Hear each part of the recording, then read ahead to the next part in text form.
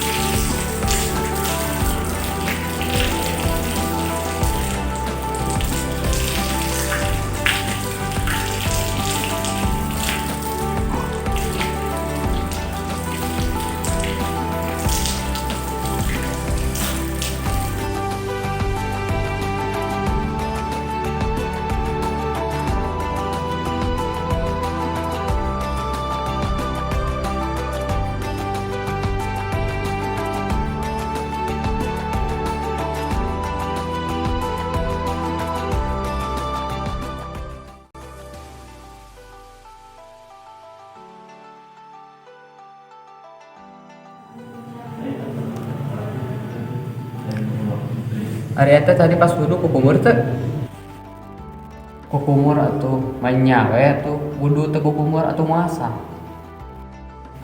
tek saha panan kukumur mah lain ka abus rukun wudu ya Pak lamun keur bulan puasa mah bisa oge kukumur teh jadi makruh urang itu apa ti babaturan geus ayeuna kukumur mah wajib hukumna teh dina wudu mah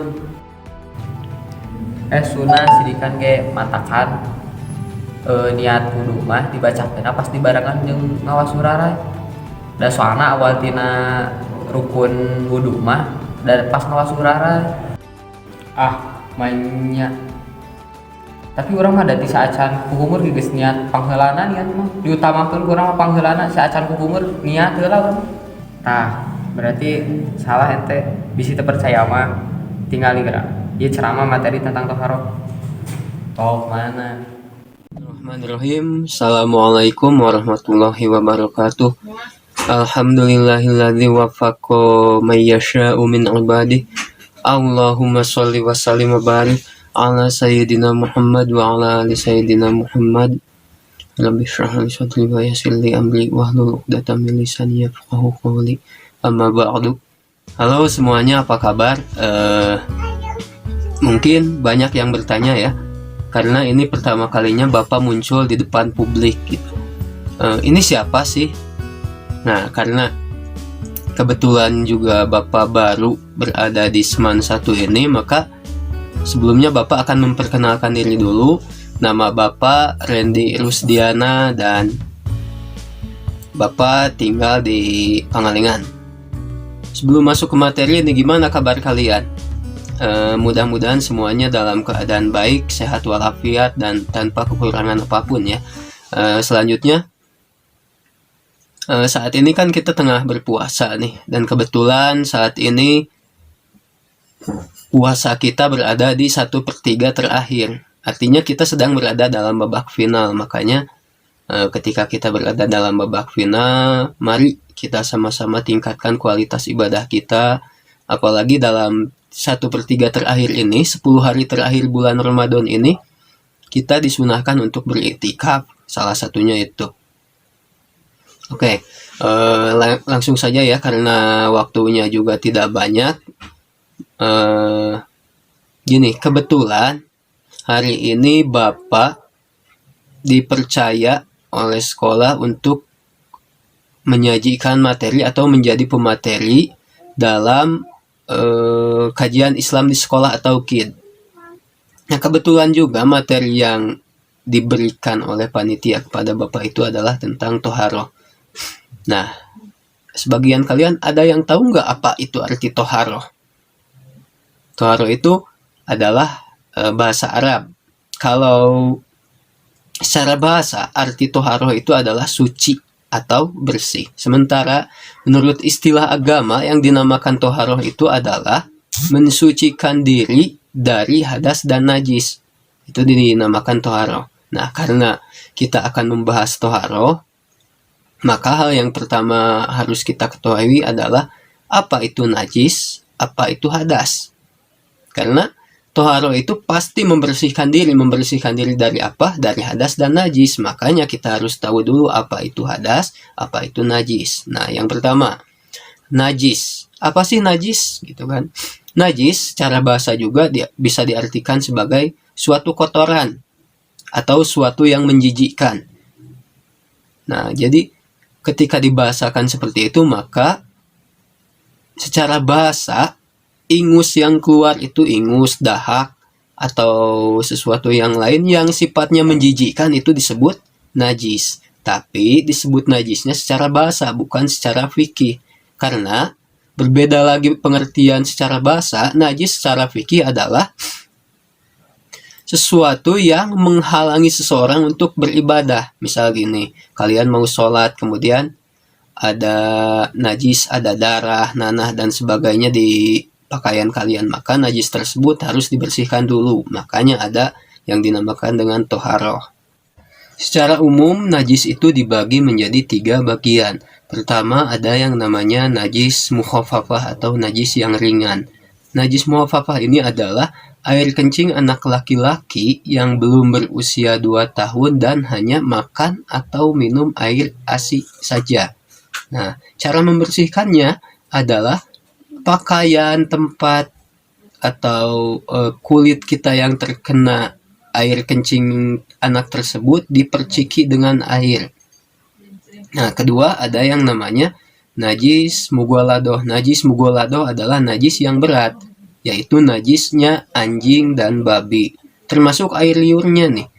Segala sesuatu yang berasal dari anjing dan babi itu najis mughaladoh, darahnya, terus termasuk air liurnya juga najis. Makanya kalau kita terkena dengan najis mughaladoh, cara membersihkannya adalah dengan dicuci 7 kali dan salah satu basuhannya itu harus memakai debu atau tanah yang suci dicampur. Ketiga ada yang namanya najis mutawasitoh. Najis mutawasitoh ini adalah najis pertengahan. Yang mana saja sih yang termasuk najis mutawasitoh?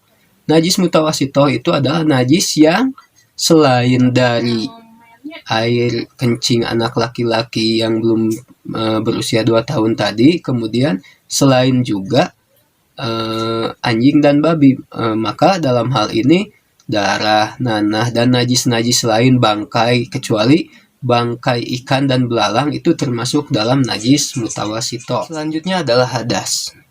Apa yang dimaksud dengan hadas? Hadas secara bahasa adalah suatu perkara yang baru, maka itu dinamakan hadas secara bahasa. Sedangkan menurut istilah adalah hadas yaitu suatu kondisi yang menghalangi seseorang untuk berbuat ibadah tertentu. Karena ibadah itu ada kalanya memerlukan kesucian, makanya hadasnya harus dibersihkan dulu. Contoh seperti sholat, membaca Al-Quran, tawaf, dan lain sebagainya. Nah, dalam hadas ini dikategorikan menjadi 2. Pertama ada yang namanya hadas kecil atau hadas asgor, kemudian 2 hadas besar atau hadas akbar. Nah, cara membersihkan hadas kecil ini adalah dengan berwudu. Tapi sebelum kita berwudu, kita harus tahu juga tentang ketentuan bagaimana sih cara berwudu, atau ketentuan berwudu itu sendiri seperti apa sih? Karena ternyata wudu itu mempunyai syarat-syarat juga. Salah satunya yang pertama adalah harus Islam. Makanya Yang bisa berwudu itu adalah orang Islam saja. Ketika ada non-muslim yang melakukan gerakan-gerakan seperti wudu, itu tidak bisa disebut wudu. Mungkin bisa disebut dengan membersihkan diri, tapi tidak bisa disebut dengan wudu. Kedua, syaratnya adalah harus mumayyiz. Artinya mumayyiz adalah bisa membedakan yang mana yang baik dan yang mana yang buruk. Atau mumayyiz ini berbeda dengan balig ya. Kalau balig itu telah berusia 15 tahun untuk laki-laki dan 9 tahun untuk perempuan. Kalau mumayyiz, walaupun belum balik, bisa mumayyiz ketika dia telah bisa membedakan yang mana yang baik dan mana yang buruk. Ketiga, syaratnya adalah memakai air yang suci dan mensucikan. Loh, kok emang ada air yang suci tapi tidak mensucikan? Ya jelas ada. Contohnya adalah air suci tidak mensucikan seperti air kopi, air teh, air dan sebagainya. Sementara air suci dan mensucikan itu contohnya adalah air hujan, air es, air sumur, atau air yang keluar dari mata air dan sebagainya. Keempat, syarat seseorang bisa berwudu itu adalah dia tidak mempunyai hadas besar, karena jika dia mempunyai hadas besar, maka kewajiban dia adalah mandi junub, mandi besar, bukan dengan cara berwudu. Karena ketika seseorang mempunyai hadas besar kemudian dia berwudu, hadasnya masih tetap ada. Nah itu. Nah, dalam hal ini, dalam cara menghilangkan hadas kecil ini dengan cara wudu ini, ada 4 anggota tubuh yang harus dibasuh. 4 anggota tubuh yang wajib dibasuh ketika berwudu. Pertama adalah wajah. Nah, wajah ini yang perlu dibasuh ini dari sini nih. Dari mulai tumbuhnya rambut sampai ke bawah. Sampai sini, kemudian dari sisi ini, dari ini telinga. Kalau dari atas, dari mulai tumbuh rambut, bawah janggut, kemudian dari sisinya, dari munculnya ini telinga, semuanya harus terbasuh. Nah, gimana kalau ada kasus misalnya ada orang yang daging jadi misalkan di sini, atau kutil atau apa memanjang, apakah itu juga harus dibasuh? Saking panjangnya misalkan kutilnya 2 meter, nah itu juga harus dibasuh karena itu termasuk dari bagian wajah. Yang termasuk dari bagian wajah juga adalah kulit bibir. Nah, jangan sampai ketika kita berwudu, kita memposisikan bibir ini seperti ini. Nah, makanya ketika kita berwudu, seluruh wajah harus dibasuh. Biarkan aja seperti ini, jangan diada-ada dengan biasanya misalkan perempuan karena sering memakai lipstik, maka takut lipstiknya rusak, ketika berwudu dia tutup mulutnya. Itu tidak boleh ya, karena itu masih termasuk dalam bagian wajah. Kedua, hal yang harus dibasuh adalah tangan. Tangan yang harus dibasuh ketika berwudu adalah sampai siku. Nah, makanya ketika cara membasuhnya juga dibasuh, kita kenakan air ke sini, terus diputar tangannya. Jangan sampai yang ini terbasuh tapi belakangnya tidak. Ketiga, yang dibasuh dalam bahasanya ketika kita mengusap kepala itu bahasanya bukan dibasuh tapi diusap. Ketiga yang harus dibasuh atau diusap adalah kepala ya, bukan rambut, karena tidak semua orang memiliki rambut. Jika diwajibkannya adalah mengusap rambut, maka kasihan juga orang yang tidak punya rambut. Makanya dibahasakan dengan mashurosi atau mengusap kepala. Nah, kemudian gimana kalau ada seorang yang berambut panjang? Karena dia dingin, enggan mengusap kepalanya, kemudian dia hanya, misal rambutnya sampai segini, dia hanya mengusap rambutnya yang sebagian yang di sebelah sini aja. Apakah wudunya menjadi sah dengan cara seperti itu? Tidak, karena yang bisa dibasuh, rambut yang bisa dibasuh di bagian kepala itu hanya yang berada dalam posisi kepala saja, tidak sampai ke bawah. Tempat yang harus dibasuh adalah bagian kaki. Bagian kaki sampai mata kakinya. Nah, ini adalah 4 anggota tubuh yang wajib dibasuh. Selain itu, maka hukumnya adalah sunnah. Membasuh yang selain 4 anggota ini hukumnya adalah sunnah. Misal kita cuci tangan dulu, sela-sela tangan dicuci itu sifatnya sunnah, kemudian berkumur, kemudian membasuh telinga, kemudian menghisap air lewat hidung, itu sifatnya sunnah. Nah, ada beberapa hal juga yang jadi bagian-bagian sunnah dalam berwudu. Pertama, sunnah dalam berwudu itu adalah awalnya membaca basmalah. Kedua, membasuh telapak tangan. Ketiga, berkumur-kumur. Terus lagi menghirup air lewat hidung. Kemudian mengusap seluruh kepala. Karena gini, kalau yang diwajibkan itu adalah mengusap sebagian kepala. Jadi bisa di sini, bisa di sini, bisa di sini. Yang penting kepala terusap. Nah, tapi sunnahnya adalah mengusap seluruh kepala dengan cara seperti ini. Itu 1, 2, 3. Sunnah selanjutnya adalah mengusap 2 daun telinga, luar dan dalamnya. Kemudian mengusap setiap anggota tubuh yang wajib dibasuh tadi sebanyak 3 kali. Nah, walaupun sebenarnya dengan 1 kali telah mencukupkan bahasanya kewajiban kita telah tuntas, tapi disunahkan membasuh sampai 3 kali. Kemudian lagi sunnah yang selanjutnya adalah mendahulukan bagian yang kanan daripada yang kiri. Dalam sunnah berwudu juga adalah tidak bercakap-cakap saat berwudu atau tidak ngobrol saat berwudu. Itu merupakan sunnah. Kemudian yang selanjutnya sunnah dalam berwudu adalah berdoa ketika setelah selesai berwudu. Doanya ada banyaknya, salah satunya adalah doa Asyhadu an la ilaha illallah wa asyhadu anna Muhammadan abduhu wa rasuluh. Allahumma ja'alni minat tawabina wa ja'alni minal mutatahhirin wa ja'alni min ibadikas sholihin. Lalu ada 4 hal yang bisa menyebabkan wudu seseorang menjadi batal. Yang pertama adalah karena ada yang keluar dari kubul ataupun dubur.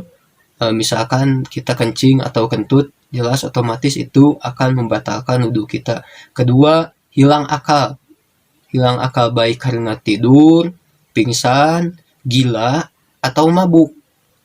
Nah, itu menyebabkan seseorang menjadi batal wudunya. Ketiga, bersentuhan laki-laki dan perempuan yang dewasa yang kedua-duanya itu tidak mahram, maka itu juga menyebabkan batal berwudu. Pembatal wudu yang keempat adalah menyentuh kemaluan tanpa penghalang. Artinya ya disentuh aja gitu. Jadi itu juga membatalkan wudu seseorang. Oke, mungkin sekian saja dulu materi dari Bapak. Mohon maaf bila masih banyak kekurangannya.